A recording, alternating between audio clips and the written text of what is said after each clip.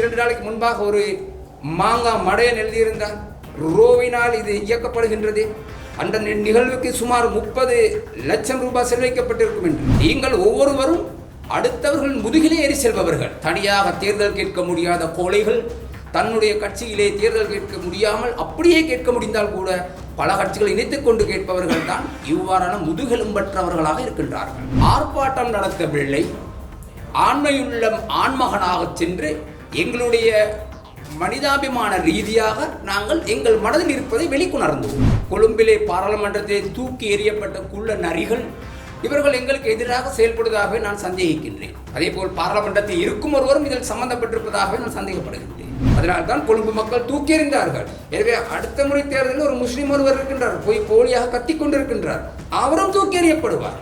இப்போது அவர் போலியாக பேசுகிறார், கண்டனர் 300 கொண்டது என்ன நடந்தது ஹாபரில் என்று. அவர் ஐக்கிய தேசிய கட்சியில் ரணில் விக்ரமசிங்கோடு இருக்கும் போது அங்கு நடந்த ஊழல்கள் பற்றி அவர் ஒன்றும் பேசவில்லை. சிதம்பரம் கருணாநிதி தலைவர் எமது தலைமுறை கட்சி. நாங்கள் கடந்த 2 நாட்களுக்கு முன்பாக பாகிஸ்தான் தூதரகத்துக்கு முன்பாக சென்று ஆர்ப்பாட்டம் நடத்தவில்லை, ஆண்மையுள்ளம் ஆண்மகனாக சென்று எங்களுடைய மனிதாபிமான ரீதியாக நாங்கள் எங்கள் மனதில் இருப்பதை வெளிக்கொணர்ந்தோம். அதற்கு எதிராக எதிர்க்கட்சியில் உள்ள சிலர்கள் நான் நினைக்கின்றேன் தீய சக்திகள், கொழும்பிலே பாராளுமன்றத்தில் தூக்கி எறியப்பட்ட குள்ள நரிகள் இவர்கள் எங்களுக்கு எதிராக செயல்படுவதாகவே நான் சந்தேகிக்கின்றேன்.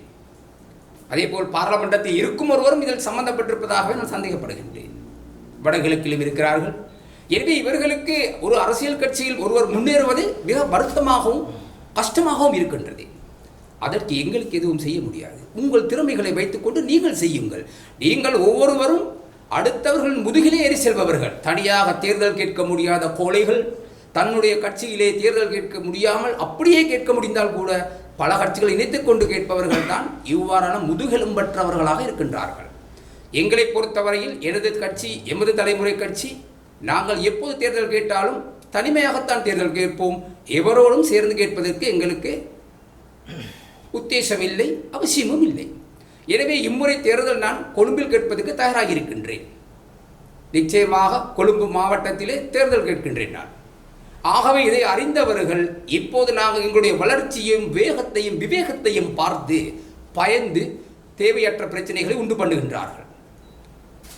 இன்று எங்கள் கூட்டத்திற்கு வந்தவர்கள், அந்த நல்ல நிகழ்வுக்கு, அந்த புனிதமான நிகழ்வுக்கு வந்தவர்களை போலீசார் அல்லது சிஐடி என கூறப்படுபவர்கள் போய் அவர்கள் சம்பந்தமாக விசாரிப்பதாக கேள்விப்பட்டோம். தயவு செய்து போலீஸ் மா அதிபர் அவர்களே, இவ்வாறான செயல்களை ஜனநாயக ரீதியாக என்னுடைய அரசியல் அதிகாரமும் இந்த நாட்டில் எங்களுக்கு உள்ள உரிமையும் சொல்ல விரும்புகின்றேன். நான் வன்மையாக கண்டிக்கின்றேன். போலீசாருடைய தொழில் எவ்வளவோ இருக்கின்றது. நாங்கள் அங்கே கதவுகளை உடைக்கவில்லை, கல்லடிக்கவில்லை, அவர்களுக்கு பிரச்சனை பண்ணவில்லை. எங்களுடைய உள்ளான உள்ளத்தில் இருப்பவைகளை நாங்கள் வெளிக்கொணர்ந்தோம். இதில் என்ன தவறு இருக்கின்றது? அப்படியா எங்களுக்கு உண்மை பேசுவதற்கு இந்த நாட்டில் அதிகாரம் இல்லையா? இந்த நாட்டின் ஜனாதிபதியை நாங்கள் தேர்ந்தெடுத்தது அதற்காகத்தான், எங்களுடைய தேவைகளை கூறுவதற்கு. அவரும் கடந்த 20 வருடத்துக்கு மேலாக இவ்வாறான பல போராட்டங்களிலே இருந்தவர். அப்படி இருந்தவர் இந்த நாட்டின் தலைவராகியதற்காகத்தான் நாங்களும் தைரியமாக இப்போது வந்திருக்கின்றோம். இவ்வாறான போராட்டங்களில், ஜனநாயக போராட்டம், அமைதி போராட்டங்களில் நாங்கள் செயல்பட்டு கொண்டிருக்கின்றோம். எங்களை எதற்காக இடையூறு பண்ணுகிறீர்கள்? எங்கள் அங்கத்தவர்கள், கட்சி அங்கத்தவர்கள், அதிலே கலந்து கொண்டவர்கள், அமைப்பாளர்களை தொடர்ச்சியாக போலீசார் செய்து விசாரிக்கின்றார்கள். ஏன் விசாரிக்கின்றீர்கள்? நாங்கள் தீவிரவாத இயக்கம் அல்ல. ஊடகங்கள் நாங்கள் ஒழுங்கு செய்யவில்லை. இலங்கை ஊடகங்கள்லாம் உலக ஊடகங்களிலும் செல்லுகின்றன. தமிழ், சிங்கள, ஆங்கில பத்திரிகைகளும் செல்கிறது. வெளிநாட்டு பத்திரிகைகள், பிபிசி நியூஸிலும் சென்றது எங்களுடைய செய்திகள். எனவே இது ஒளிவு மறைவாக இருந்தால் நீங்கள் போலீசார் விசாரிப்பதில் நியாயம் இருக்கின்றது.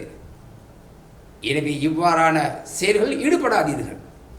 நான் போலீஸ் நிலையத்தில் இருக்கும் உதவி போலீஸ் அதிகாரிகளுக்கு கராட்டி பயிற்சி கொடுத்த ஒரு ஆசிரியர், பிரபல ஆசிரியர். அது மாத்திரமல்லாமல் வழக்கறிஞர், நீதிபதி கூட என்னுடைய மாணவர்கள் இருக்கிறார்கள். எனவே இந்த நாட்டில் சட்டத்தை நடைமுறைப்படுத்தக்கூடிய போலீசாரும் அதுபோல் தவறு செய்பவர்களை நீதிமன்றத்தை தண்டிக்கும் நியாயமாக இருக்கும் வழக்கறிஞர்கள், நீதிபதிகளும் என்னுடைய மாணவர்கள். ஆகவே நாங்கள் இவ்வாறான உயர்ந்தவர்களுக்கு நாங்கள் கற்றுக் கொடுத்து நாங்கள் ஒருபோதும் தவறு செய்ய போவதில்லை. அவர்கள் கூட இன்று என்னை பார்த்தாலும் ஆசிரியர் என்ற மாஸ்டர் என்று தான் கூப்பிடுகிறார்கள். எனவே சாதாரணமாக மக்களை அறிந்து புரிந்து செயல்படுங்கள். போலீஸ்மா அதிபரே, மீண்டும் உங்களுக்கு கூற விரும்புகின்றோம், மக்களே நியாயமாக வாழ விடுங்கள். எதிர்கட்சிக்காரர்களின் கூற்றுக்காக, எங்களுடைய அரசியல் வளர்ச்சிக்காக, இந்த வளர்ச்சியை பார்த்து பயப்படும் பாராளுமன்ற உறுப்பினர்களும் அதுபோல் பாராளுமன்றத்தில் தூக்கி எறியப்பட்டவர்களாலும் நடக்கும் ஒரு சதியாகவே நான் நினைக்கின்றேன். கடந்த காலங்களில் நாங்கள் ஏன் இந்தியாவுக்கு சார்பாக பேசுகிறோம் என்று யாரும் கேட்கலாம். நாங்கள் இந்தியாவுக்கு சார்பாகத்தான் பேசுவோம். என்னுடைய தகப்பன் பிறந்தது இந்தியாவில். என்னுடைய 2 சகோதரி, ஒரு சகோதரன் இந்தியாவில் இருக்கிறார்கள். அங்கே வியாபாரம் செய்கிறார்கள். எங்களுக்கு அங்கே வியாபாரங்கள் இருக்குது, குடும்ப வியாபாரம். அது மாத்திரமல்லாமல் 77ஆம் ஆண்டு இங்கே தாக்கப்பட்ட போது ஜே.ஆர். ஜெயவர்தனுடைய அரசாங்கத்தால், ரணில் விக்ரமசிங்கவின் பாட்டனாரால் தமிழர்கள் அழிக்கப்பட்ட போது எங்களுக்கு இருப்பிடம் கொடுத்தது இந்தியா, பாகிஸ்தானோ பாலஸ்தீனமோ அல்ல. அதை அனைவரும் புரிந்து கொள்ள வேண்டும். அதுபோல் 83ஆம் ஆண்டும் அதே போல் தான் நடந்தது. தமிழ் மக்கள் அதிகமாக சென்றது இந்தியாவுக்கு.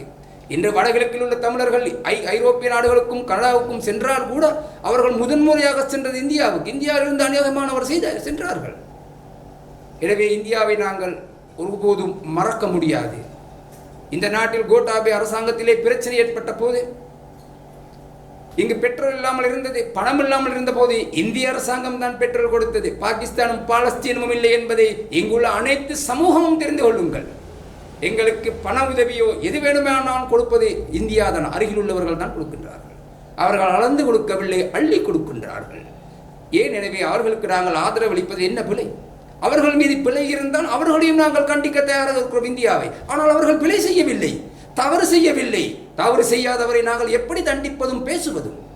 எனவே நாங்கள் என்னிடமும் அதை கடந்த காலங்களிலே நான் பார்த்தேன். 2 நாளைக்கு முன்பாக ஒரு மாங்கா மடையன் எழுதியிருந்தான், ரோவினால் இது இயக்கப்படுகின்றது, அந்த நிகழ்வுக்கு சுமார் 30 லட்சம் ரூபாய் செலவழிக்கப்பட்டிருக்கும் என்று.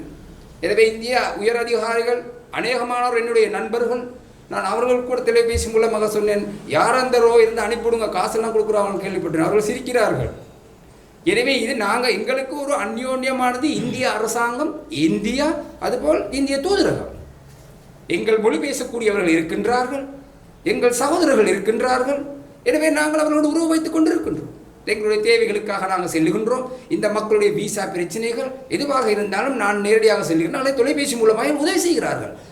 அதை தாங்க முடியாத இங்குள்ள தமிழ் அரசியல்வாதிகள், அதுபோல் ஒரு முஸ்லீம் அரசியல்வாதி கொழும்பில் இருக்கின்றார். இவர்களுக்கு தான் இந்த பிரச்சனை இருக்கின்றது. எனவே இவர்களுக்கு முடியாது. அதற்கு எங்களால் ஒன்றும் செய்ய முடியாது. அது கடவுள் கொடுத்த வரம், அதற்கு நாங்கள் ஒன்றும் செய்ய முடியாது. அதனால்தான் கொழும்பு மக்கள் தூக்கி எறிந்தார்கள். எனவே அடுத்த முறை தேர்தலில் ஒரு முஸ்லீம் ஒருவர் இருக்கின்றார், போலியாக கத்திக்கொண்டிருக்கின்றார், அவரும் தூக்கி எறியப்படுவார். இப்போது அவர் போலியாக பேசுகிறார், கண்டனர் 300 வந்தது, என்ன நடந்தது ஹாபரில் என்று. எனவே அவர் ஐக்கிய தேசிய கட்சியில் ரணில் விக்ரமசிங்கோடு இருக்கும்போது அங்கு நடந்த ஊழல்கள் பற்றி அவர் ஒன்றும் பேசவில்லை, அமைதியாக இருந்தவர்.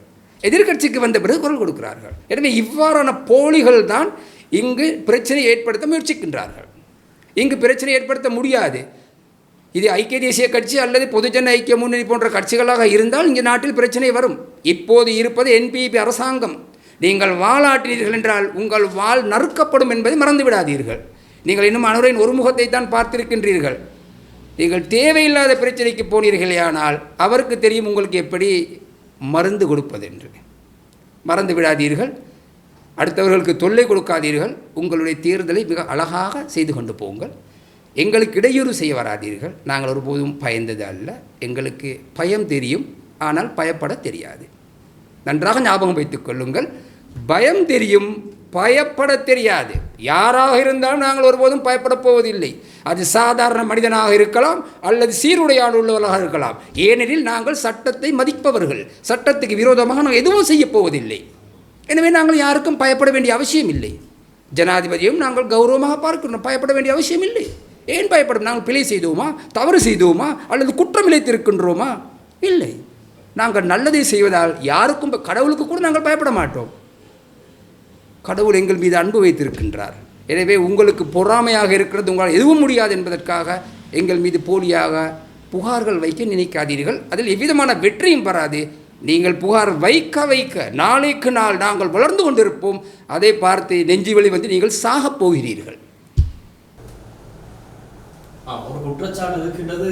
இப்போ அந்த முன்னாள் தெரியும் டான் பியர்சாத் எல்லாம் ஒரு ஆர்ப்பாட்டம் செஞ்சு அந்த ஃபெட்ஸுக்காக்களை காசு கொடுத்து கூட்டிகிட்டு வந்து ப்ரொடெஸ்ட் செய்வாங்க. அந்த மாதிரி ஒரு கருத்து இந்த சமூக வலைத்தளங்களில் உங்களுடைய காணொலிகளுக்கு கீழே ஒரு சிலர் கமெண்ட் பண்ணியிருக்காங்க.